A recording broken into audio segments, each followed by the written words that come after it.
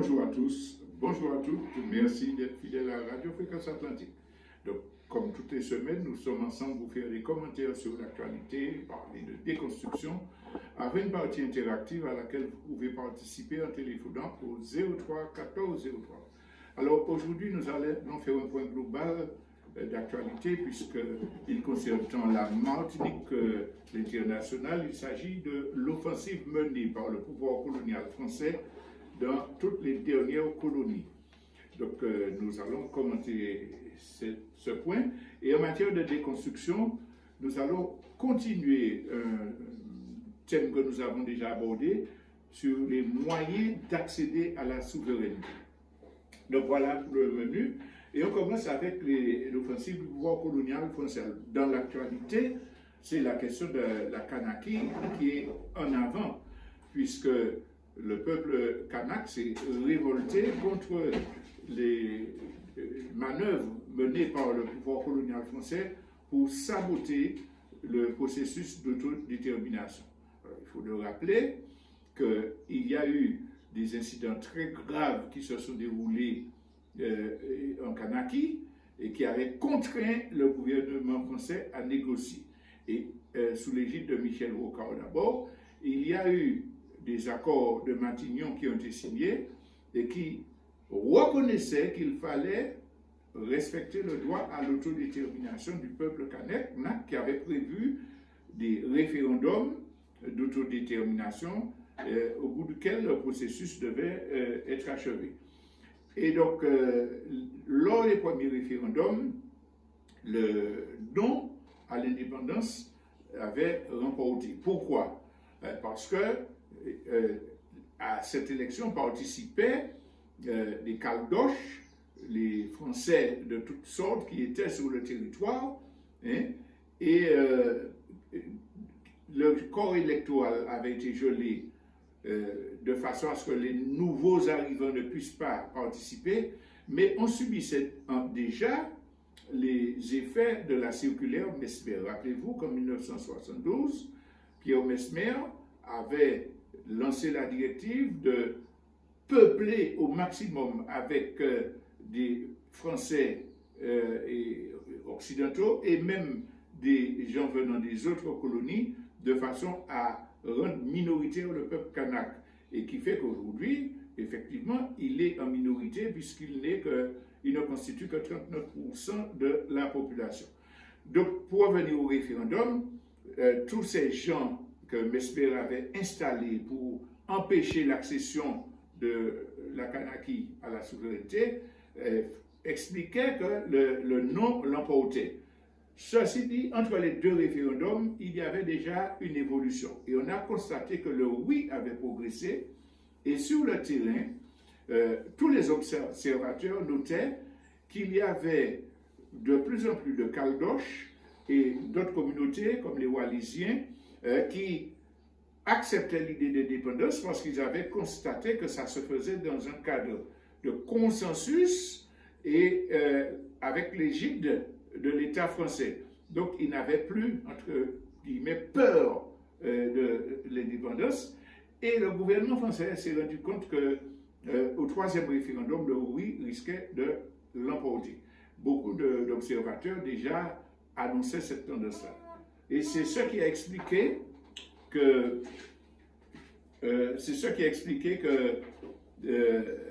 il a décidé de revenir, de saboter les accords de Matignon et de Nouméa pour modifier le corps électoral et permettre que de nouveaux arrivants, colons, de nouveaux Français qui n'ont pas d'intérêt à long terme ou fondamentaux dans la colonie, de participer au vote. Et donc, ce qui fait que la rupture des accords qui avaient été signés, déjà en soi, c'était une agression, mais ce qui fait que les Kanaks ont dit non, pas question, et ils ont refusé la modification du corps électoral. Alors, on prétend qu'on est dans la République, et il faut démocratiquement que tous les citoyens aient les mêmes droits, et en réalité, c'est une manœuvre, on l'a bien expliqué, pour fausser le résultat des élections d'où les événements qu'on a. Alors, première remarque que nous voulons faire, c'est que, comme dans tous les cas, la propagande occidentale, la propagande colonialiste, présente la situation de façon catastrophique. Nous met à feu et à sang, tue des gens, les gens ne peuvent plus manger, les rayons sont vides, et associe cela à l'action de casseurs, de bandits qui brûlent, qui pillent, etc., pour discréditer le mouvement. Et donc il faut respecter les lois de la République, etc. C'est inacceptable du point de vue de la vraie démocratie, du droit des êtres humains, du droit des peuples, de considérer que le pouvoir colonial change la donne, revient sur ces accords, sans que le peuple ne résiste. Il n'a pas d'autre moyen. Et quand on vient nous raconter que c'est la loi, la constitution, il faut passer le parlement, il faut attendre le congrès, etc., tout cela, c'est être complice de l'assassinat du peuple kanak, du refus des droits à l'autodétermination. Ça, ce n'est pas de la démocratie. C'est seul le peuple originel a le droit de s'autodéterminer. À la limite, on peut faire une concession que des gens qui sont intégrés réellement dans la population, qui se considèrent comme kanak, comme citoyens, mais qui ne sont pas des relais du colonialisme, on peut faire une concession en disant qu'on autorise ces gens-là à participer, mais ça ne peut être qu'une concession accordée par le peuple autochtone. Ça ne peut pas être une exigence du pouvoir colonial, et surtout quand on vient ramener les électeurs de la frange de ceux qui sont là depuis 1998, c'est hier bon matin, et qu'on sait qu'il y a une politique de génocide par substitution.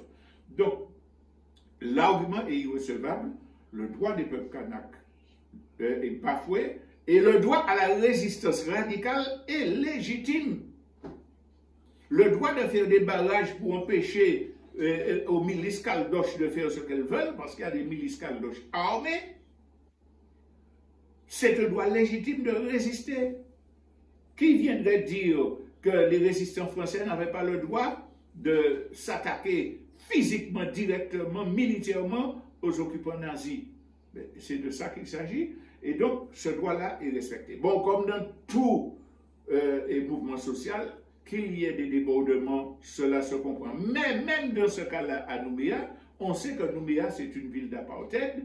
Et quand les gens attaquent des institutions françaises, des supermarchés contrôlés par des puissances étrangères, c'est leur droit.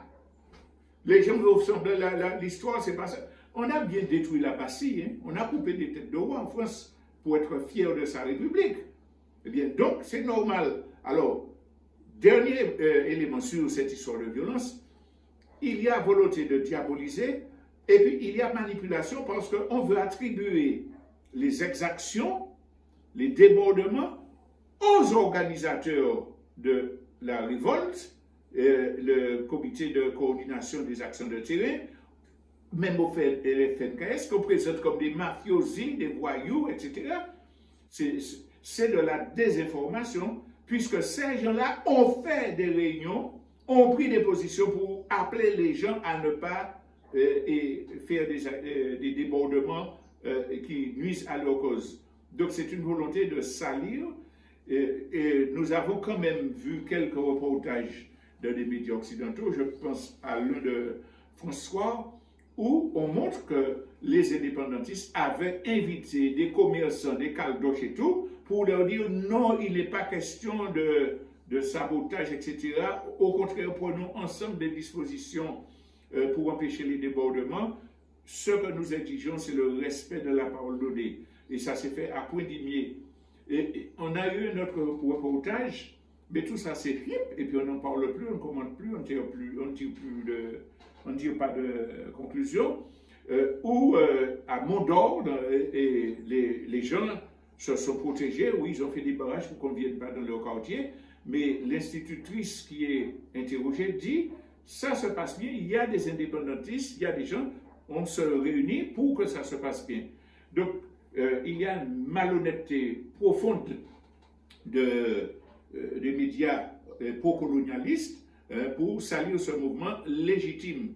Et tant qu'il n'y aura pas de pression radicale et puissante, le gouvernement français ne va pas faire machine arrière. Alors ça commence à payer puisque la présidente de l'Assemblée demande de retarder le Congrès parce qu'on dit bon, il faut qu'on relance les négociations. Il n'y a rien à négocier. Il y a que le pouvoir colonial doit respecter la parole donnée et que le référendum se fasse sur la base de l'électorat qui avait été consigné dans les accords de Matignon. Alors, évidemment, le pouvoir colonial est jugé parti, il fait ce qu'il veut, mais c'est la pression internationale qui doit jouer. Et ça, on va en parler dans la partie déconstruction, nous amène à comprendre que en matière de décolonisation, les réponses ne peuvent pas venir unilatéralement du pouvoir colonial, de celui qui a massacré des milliers de Kanaks, il faut le dire. Et même si les Kanaks sont minorité aujourd'hui, donc 39%, il reste le peuple autochtone possesseur de sa terre. Et le but, c'est de décoloniser, de faire qu'il ait autorité, souveraineté sur sa terre. Il n'y a pas de négociation à avoir avec des colonialistes et des caldoches fascistes et racistes. Donc ça, c'était pour parler de la Kanaki. Mais comme j'ai annoncé que c'est le seul des colonies qui voit la recrudescence des manœuvres colonialistes, on rappelle Mayotte. On rappelle Mayotte. Où on conteste aux gens d'origine maori, aux gens qui sont là depuis des générations, le droit de vote. On conteste le droit du sol et on vient demander le droit du sol en Kanaki. En France, les immigrés qui sont là depuis 20 ans n'ont pas le droit de participer aux élections générales françaises. Il y a des concessions pour certaines élections locales, très difficilement, mais on leur refuse le droit du sol, d'ailleurs qui est remis en cause par l'Union européenne de sa politique raciste anti-immigrée. Et puis on veut prendre le droit du sol pour la Kanaki. Mais Mayotte a été volée par la France, on ne cessera de le répéter, les gens ne le savent pas suffisamment. Illégalement du point de vue droit international, il y a eu un référendum pour l'indépendance dans l'archipel des Comores, qui est constitué de plusieurs îles, archipel, et puis à Mayotte, où les Français étaient concentrés, où les gens d'armes, les colons, des gens qui n'étaient là que depuis 1 mois, 2 mois, qui étaient inscrits sur les listes électorales pouvaient voter, ils ont eu une majorité de non à l'indépendance, mais c'est un électorat truqué. Ceci dit, truqué ou pas, le référendum était conçu pour l'archipel. Ça ne s'est jamais vu, ce n'est pas légal que la France dise, alors puisque dans cette île-là, il y avait une majorité, je la garde. J'ai déjà souvent donné cet exemple. Quand il y a des élections municipales, imaginez que dans le quartier de Duchesne, un opposant est la majorité. Vous imaginez que cet opposant-là puisse dire, bon, ben, comme dans ce quartier-là, j'ai la majorité, je le découpe de la commune, et puis c'est à moi, ça m'appartient. Mais ça ne se soutient pas légalement, juridiquement. N'empêche que la France fait la pluie et le beau temps à Mayotte en chassant les Comoriens de leur pays, puisque Mayotte fait partie de l'archipel des Comores depuis des siècles et des siècles. Donc, on voit la répression avec la destruction des bidonvilles, etc., à Mayotte.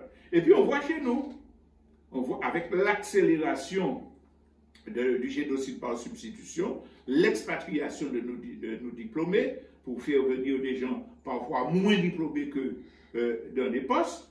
On voit ça avec la tentative de l'amendement 57 de la loi des finances, dans lequel la France disait, bon, tous les Français qui veulent aller, il faut les aider, il faut chercher du travail pour leurs conjoints, etc.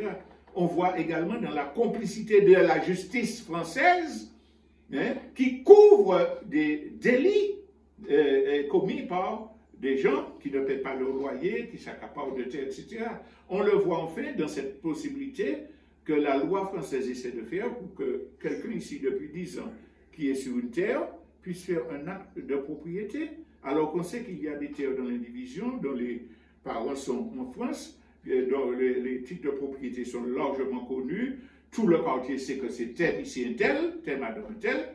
Alors la France essaie de faire ça, c'est pour que ces ressortissants trouvent des faux témoins, comme ça c'est déjà fait ces dernières années, pour faire des titres de propriété et voler le patrimoine martiniquais. Donc, offensive, et puis évidemment, l'envoi de militaires. Alors, en Kanaki, on envoie 1000 forces de l'ordre supplémentaires, mais en Martinique, GIGN, le RAID, etc., multiplication des gendarmeries, sous le prétexte de lutter contre la délinquance, mais c'est effectivement une pression qui est faite par le pouvoir colonial pour s'ancrer dans les différentes colonies, puisque chassé d'Afrique, la France l'a dit, Macron l'a dit, il s'agit de ne pas perdre ce qui fait sa puissance, ces gens qui se prétendent supérieurs et tout, il ne serait rien à l'échelle mondiale sans la domination des colonies.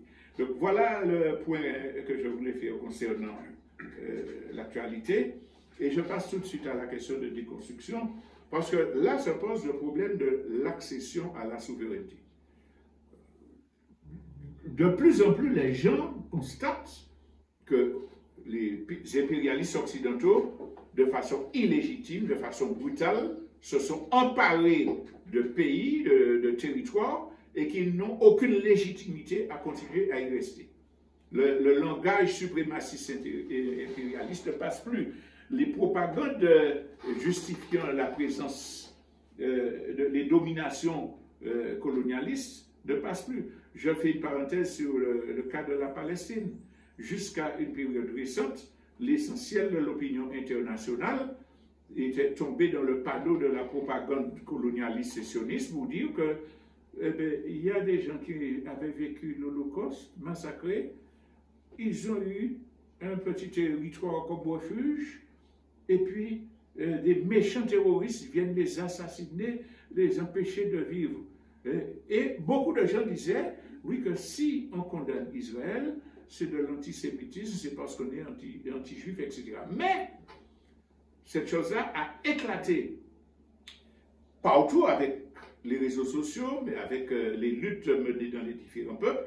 La vérité s'est fait jour, puisqu'on sait que c'est un État surarmé qui vole des terres, qui assassine, qui s'est agrandi au-delà des frontières du refuge qu'on lui a donné, par la violence, par le meurtre, l'assassinat, pour s'emparer de terre, et puis que les Palestiniens vivent réfugiés ou parqués. Et le tout petit espace où ils étaient encore concentrés, à Gaza, eh bien, un génocide qui se perpétue. Mais tout le monde le sait aujourd'hui. Et on a vu dans l'opinion internationale voler en éclats la propagande sioniste et impérialiste. Et dans le monde entier, en particulier dans les pays occidentaux, les jeunes, les centres universitaires, tout le monde se révolte pour dire arrêtez le massacre, vous n'avez pas le droit, ce sont des terres palestiniennes.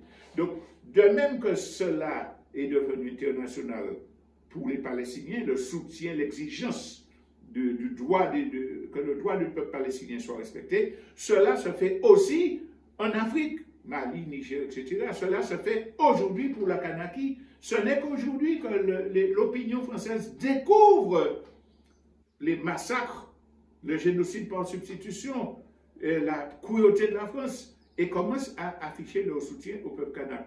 Donc, nous sommes de cette phase-là où l'impérialisme ne passe plus. Alors, en face, nous tous, nous revendiquons souveraineté, libération, véritable démocratie, droit des peuples. Sauf que, nous l'avons dit dans le premier point, la répression, la barbarie occidentale s'accélère pour ne pas perdre les gains et la domination. Alors, il reste à dire comment nous allons conquérir notre souveraineté. Alors déjà, il faut éliminer, nous l'avons dit il y a une quinzaine de jours, les illusions qui nous empêchent de lutter. Jamais il ne sera possible de négocier gentiment avec le pouvoir colonial français pour lui dire « donnez-nous une petite part de responsabilité ». Surtout quand on a des élus qui disent « nous voulons rester dans la République ». Nous venons d'abord, mais ce n'est pas contre vous, hein. Non, nous voulons des habilitations, mais c'est pour résoudre notre problème. Mais nous restons, vous avez les pouvoirs léoniens. Ça ne marche pas, ça n'a jamais existé dans l'histoire qu'une classe dominante impérialiste accepte de donner des droits et de tenir compte de la misère. Dans leur propre pays, les classes dominantes écrasent, détruisent les droits de leurs propres citoyens, et cela de plus en plus gravement. Et puis il y a des gens qui nous font croire que pour accéder à la souveraineté, il faut négocier avec le pouvoir colonial français.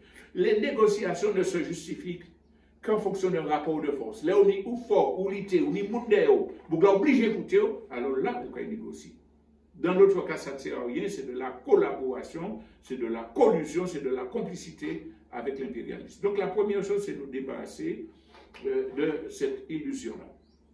La deuxième chose, c'est de nous débarrasser de l'aliénation idéologique que la bourgeoisie occidentale a imprégnée dans nos esprits, à tous, sur la question de la représentativité du peuple, la démocratie représentative. Nos peuples dominés ne sont pas conscients qu'ils sont capables d'exister, d'exercer le pouvoir. Ils ne conçoivent que ce fait que par des élites qui puissent, parce qu'elles ont des diplômes, parce qu'elles parlent bien, parce qu'elles ont des costards à cravate, dire bon, c'est ce qu'il faut faire.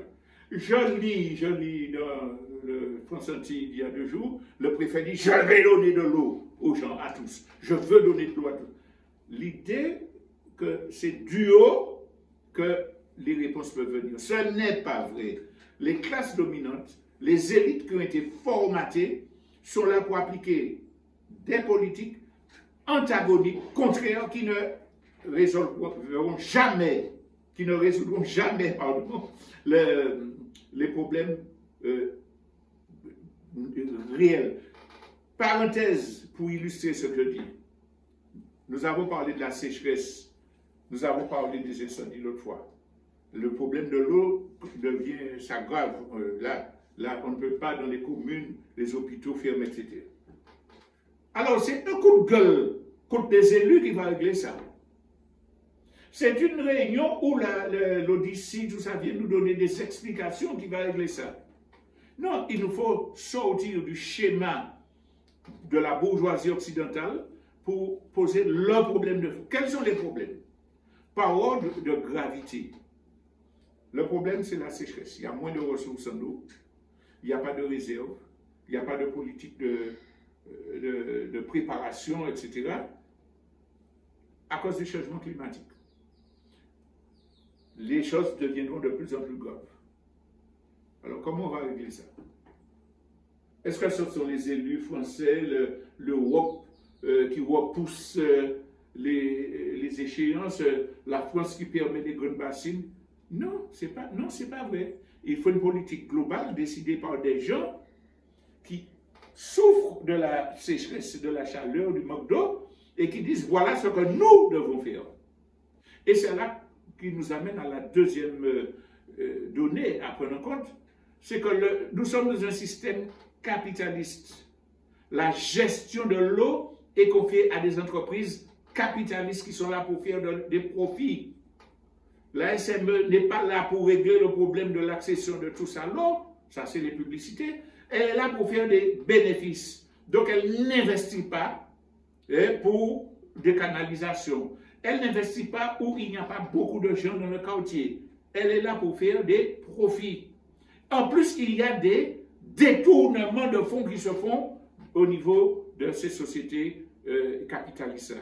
C'est le deuxième problème. Alors, si on ne met pas en cause la gestion capitaliste de l'économie, est-ce qu'on pourra régler le problème? Parce qu'on n'a pas la main, on n'est pas souverain Dans le premier cas, on n'a aucune possibilité d'agir sur l'Europe et tout. Ici, on ne peut pas agir sur cela. La troisième donnée, c'est que quand on réfléchit, on dit, ben, voilà les solutions qui auraient pu être portées. Il faut avoir le pouvoir de dire, bon, nous décidons nous prenons telle loi pour... C'est ça qui s'appelle la souveraineté. La souveraineté, ce n'est pas tous les 6 ans aller mettre un petit papier pour des gens qui viennent nous raconter de belles choses. La souveraineté, c'est de pouvoir se réunir et de dire, nous décidons que pour la Martinique, il faut relancer des morts. Il faut financer, non pas la banane, mais en priorité, mais il faut financer la possibilité que chaque foyer ait une grosse citerne. Il faut aider dans ce sens-là. Donc on décide, on vote là, de notre assemblée, et puis on a le budget. J'ai déjà parlé de la question du budget, et puis on met en route. Donc le troisième point, c'est la souveraineté politique. Le quatrième point, c'est la question de la démocratie directe. Et je reviens à ce que j'expliquais, à savoir qu'on a mis dans nos consciences l'idée que nous ne pouvons pas. Mais c'est ça qui tient la là, qu'a senti, il chaud. S'il faut que la gueule, s'il faut prendre un toile, etc. La décision doit venir de nous. Est-ce que nous en sommes capables? Oui, nous en sommes capables. L'humanité qui fonctionne depuis 30 000 ans ou plus a toujours trouvé des réponses par les peuples. Le système de démocratie représentative occidentale ne date que de la révolution bourgeoise des années 1700 et quelques, en fait, dans les différents pays. Des gens qui se sont autoproclamés dirigeants parce qu'ils contrôlaient l'argent, l'économie. Mais avant que ces systèmes de colonialisme et d'impérialisme européen ne se répandent dans le monde, mais c'est les communautés populaires qui s'organisaient à la base, qui décidaient. Et la question à poser, est-ce que nous tous sommes des êtres humains capables de nous réunir dans un quartier pour dire, bon, la route là, c'est là pour y passer. Pour telle raison. Est-ce qu'un bonhomme qui sort de France, qui vient, qui entre deux promenades sur la plage avec sa planche à voile, va à la préfecture pour dire, bon, c'est là qu'on va faire. Parce que même quand les collectivités réfléchissent au plan d'urbanisme, au plan de distribution des sols, ils sont soumis à des contraintes. Et ceux qui ont le dernier mot, c'est les autorités, les administrations françaises. Il faut casser la possibilité de décider des Français dans tous les domaines pour être capable de faire le choix et de mettre en œuvre ce que nous voulons développer pour notre pays. Et si nous sommes maîtres de notre pays, ça veut dire si nous avons une véritable souveraineté. N'est-il pas évident qu'en réunissant les associations de consommateurs, les associations des petits planteurs, les associations des représentants de quartier, avec nos élites, nos enfants qui ont des diplômes d'agronomie, d'agriculture, etc., dans notre pays, sans l'intervention de ces colonialistes-là, est-ce que nous ne serons pas plus à même de dire la monoculture de la banane, c'est un crime pour notre pays? Je n'ai pas dit la banane, la monoculture de la banane. Elle nous a empoisonnés. Nous sommes en état de dépendance. Ce sont les gens de l'extérieur qui fixent les prix.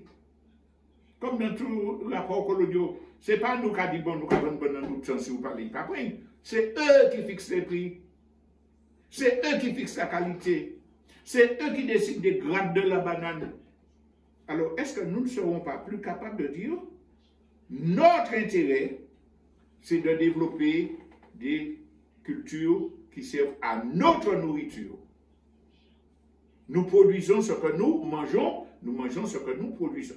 Alors, si dans un quartier, dans les communes, à la CTM, les représentants authentiques du peuple martiniquais décident que nous allons financer la plantation de maraîchers, de ceci, l'élevage de poules, nous allons financer l'élevage domestique, etc., nous ne pouvons pas manger plus bien, plus sainement. Nous serions dans cet état de dépendance alimentaire à 80%. Nous serions dans cet état de maladies diverses portées par leurs produits. C'est ça qu'on appelle la souveraineté. Là, on a dit l'indépendance. L'indépendance, c'est la possibilité d'être souverain, de décider soi-même. Alors, la question est, est-ce que oui ou non, nous nous considérons comme des êtres humains à part entière, capables d'organiser notre vie? Alors, si nous avons dit ça, je reviens à la question qui a été posée au début. Mais comment, par quels moyens nous pouvons conquérir notre souveraineté? Alors, j'ai déjà dit plus haut, en nous débarrassant des illusions, en prenant conscience de nos capacités. Première chose, c'est qu'à la base, hors structure étatique, que nous réfléchissions dans les réseaux, dans la construction de réseaux, dans des comités, dans des associations pour faire nos choix de société. Il nous faut avoir un projet, ou pas qu'à aller, construire, tiens, je vais mettre la porte là, et puis après, je vais mettre un fil là. Il faut un plan, il faut un objectif. Il faut choisir là, on ne va pas construire là parce que la terre glisse quand il y a la pluie, etc. Nous devons avoir un projet. Le projet, nous devons l'élaborer collectivement, en faisant appel au savoir, aux compétences de chacun. Et pour ça, il faut être organisé d'un côté, et il faut accepter de travailler ensemble. Il y a beaucoup de gens qui parlent d'unité, bon, depuis un petit groupe, deux, trois petits policiers qui nous cassent un papier, ouais, c'est l'unité, c'est pas ça l'unité. L'unité du peuple martiniquais qui conduira à la souveraineté, c'est l'unité au sein des masses. Une unité structurée dans le travail quotidien, dans la recherche collective de solutions. C'est ça l'unité. Et dans l'organisation de mobilisation pour défendre ces revendications et imposer aux colonialistes nos solutions. Donc, on a dit, nous débarrasser d'illusions, réfléchir collectivement pour avoir un projet, commencer à mettre le projet en marche, en dissidence, en créant des réseaux, en nous favorisant nos entreprises locales, etc. Donc, et puis, parallèlement à la construction dissidente, l'organisation de la lutte sans jamais faire confiance au pouvoir colonial français, en ayant l'objectif pour objectif de lui imposer par notre rapport de force qu'il prenne en compte nos revendications. Ça veut dire que pas s'agit d'agir un jour dans la rue bon, pour une cause et puis remonter chez soi, chacun retourne à la maison. Il s'agit de mobilisation sur la durée, structurée, organisée, contrôlée pour qu'il n'y ait pas de débordement, de provocation, d'infiltration de services secrets, etc. Et pour nous assurer que si parmi nous, il y a des gens qui dévient, qui trahissent, qui essaient de nous mener en bateau, pour que la pensée collective dise attention, non, c'est pas ça, nous télé, mettez quoi sur côté. De façon à ce qu'on ait une armée suffisamment puissante pour dire aux Français, j'ai déjà couronné nous assez, j'ai déjà volé nous assez, j'ai travaillé toute ma vie comme ouvrier agricole, 48 ans, je touche 200 € de retraite, et puis il y a des gens qui disent, bon, parlez, puis indépendantistes, parce qu'ils ont une bonne retraite, mais pourquoi cette personne-là touche 200 €? Parce que Bétier n'a pas déclaré que l'État a demandé un salaire qui permettre de en retraite, Français a envoyé mon tuer à coup de fusil. Et même après avoir une 200 € par mois, Français a envoyé en taxe 1500 € taxe foncière, on les types sauté à ils sont 100 pour faire là. C'est ça la retraite, c'est ça la vie de nos aînés. Et puis on passe sur la France pour régler nos problèmes de retraite, de sécurité sociale. Non. Aujourd'hui, il nous faut comprendre que dans tous les continents, les peuples revendiquent leur véritable souveraineté. Vive l'Afrique qui donne le là, vive la résistance des Palestiniens et des Kanaks, mais ce n'est pas, regardez l'autre là dit bravo, hein. C'est nous-mêmes là. Est-ce que oui ou non, nous avons organisé comme nous avons structuré comme nous pour calculer qui ça nous pour faire, et puis nous faisons tout bon, continuer à faire, puisqu'il y a qui a fait. C'est comme ça que nous arrivons à la souveraineté. Merci de votre attention. On va écouter tout à l'heure Thierry Joseph Angélique nous parler de la situation Martinique.